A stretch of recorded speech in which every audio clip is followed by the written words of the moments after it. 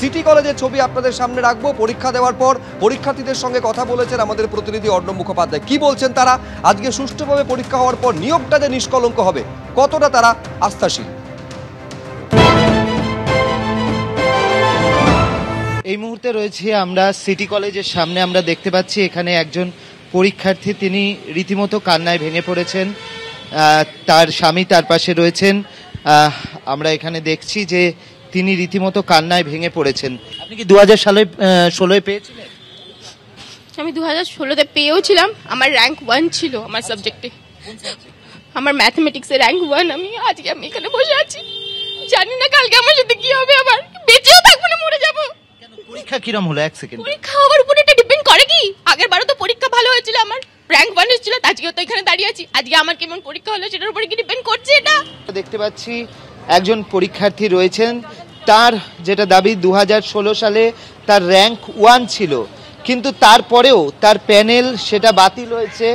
এবারে তিনি পরীক্ষা দিয়েছেন কিন্তু রীতিমতো ভেঙে পড়েছেন। তার বক্তব্য যে এরকমভাবে পরীক্ষা দিয়ে কি লাভ, সেটা তিনি প্রশ্ন তুলছেন যে এরকমভাবে পরীক্ষা দিয়ে কি লাভ। রীতিমতো ভেঙে পড়েছেন এবং তার র্যাঙ্ক 1 ছিল 2016 সালে তিনি যখন পরীক্ষা দিয়েছিলেন। তো তুমি দেখতেই পাচ্ছ যে এরকমই অবস্থার মধ্যে রয়েছেন। সবে তিনি বেরিয়েছেন এখান থেকে এবং তার যেটা বক্তব্য যে তিনি বলছি, আপনারা কি এখন কি মানে ঠিক আছেন? পরীক্ষা ভালো হয়েছে দিদি? ভালোর উপরে খারাপের উপরে কিছু ডিপেন্ড করে না দাদা। আপনি কি আগে পরীক্ষা দিয়েছেন? হ্যাঁ, আগে দিয়েছিলাম। কত সালে? 2016 সালে দিয়েছিলাম। তখন কি প্যানেলে উঠেছিল না? প্যানেলে আমার 1 মার্কের জন্য হয়নি সেই সময়, এবার দিলাম, দেখা যাক কি হয়। কি মনে হচ্ছে এবারে? ভরসা করছেন? সোজা আগের বারের তুলনায় মনে হলো, এখন দেখা যাক কি হয়। কোনো ভরসা আছে? মানে 2016 যেরকম ভাবে হলো, তাতে যেভাবে দুর্নীতির অভিযোগ, সেই সমস্ত মিলিয়ে এবারে ভরসাভাবে যদি পরীক্ষাটা হয় তাহলে একটু ভরসা তো করা যেতে পারে। 2016 দিয়েছিলেন না? 16 আমি ফর্ম ফিল আপ করেছিলাম, বাট আমি বসতে পারিনি। আমি অন্য স্টেটে ছিলাম, অন্য পরীক্ষা দিতে গেছিলাম, বসতে পারিনি। বাট এবার দিলাম। কিরকম পরীক্ষা হলো? দেখুন, আমাকে যদি পার্সোনালি জিজ্ঞাসা করেন কোয়েশ্চেনের কথা, তো প্রচণ্ড সোজা প্রশ্ন এসছে। কিন্তু ব্যাপারটা হচ্ছে, এই সোজা প্রশ্ন হওয়ার যেমন একটা ভালো দিক আছে, আবার একটা খারাপ দিকও আছে। ভালো দিক এইটা যে এই কম সময়ের মধ্যে আমাদের যে ঘাটতিটা ছিল সেটা আমাদের খুব একটা বেশি এফেক্ট করলো না। কিন্তু খারাপ দিক আবার এইটা যে কাট অফটা অনেকটা কমে যাবে। যে অর্থাৎ একটা ভালো নম্বর পেয়ে যে আমরা পরীক্ষা দিয়ে একটা আশা করি, সেটা স্কুল লেভেলের এক্সাম থেকে আজ অবধি, যে একটা ভালো নাম্বার পেয়ে কোথাও একটা আমরা সিকিউর থাকতে পারবো, এই সিকিউরিটিটাও কিন্তু আমাদের থাকছে না।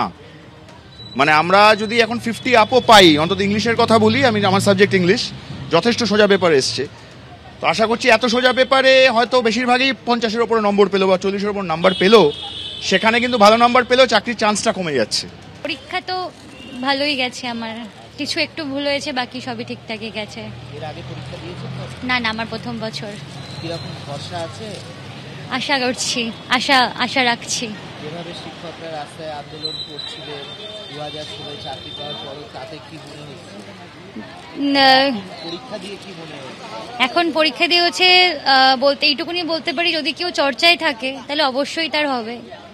এবার যদি অনেক সময় থাকে, মানুষের দীর্ঘদিন চর্চা থেকে বেরিয়ে যায়, মানে পড়াশোনা থেকে একটু ডিট্যাচ হয়ে যায়, বা দীর্ঘদিন চর্চা না থাকলে যে হয় যে মনে হচ্ছে এটা হবে কিন্তু একটা ব্যাপার থাকে, সেরকম হলে সেই রিস্ক ফ্যাক্টর তো সবসময় থেকে যায়।